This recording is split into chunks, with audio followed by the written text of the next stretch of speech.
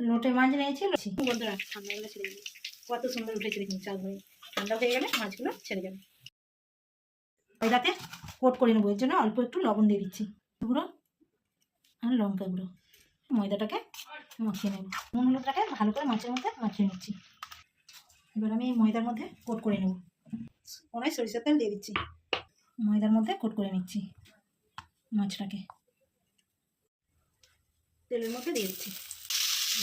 দেখুন বন্ধুরা কত সুন্দর চাল হয়ে উঠে পড়েছে। আছে মোটা মাছগুলো সব ভেজে নিয়েছি, এবার তুলে নিচ্ছি।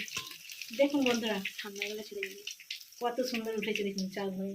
ওটা কষিয়ে নিই। প্রথমে আমি রসুন বাটা দিয়ে দিচ্ছি, এবার গ্রেট করে রাখা পেঁয়াজ দিয়ে দিচ্ছি, আদা বাটা দিয়ে দিচ্ছি, এবার দিয়ে দিচ্ছি 1 চা চামচ হলুদ গুঁড়ো, তার মতো নুন দিয়ে দিচ্ছি, দিচ্ছি ধনে গুঁড়ো 1/2 চা চামচ, দিয়ে দিচ্ছি জিরে গুঁড়ো, 1 চা চামচ লঙ্কার গুঁড়ো, একটু চিনি।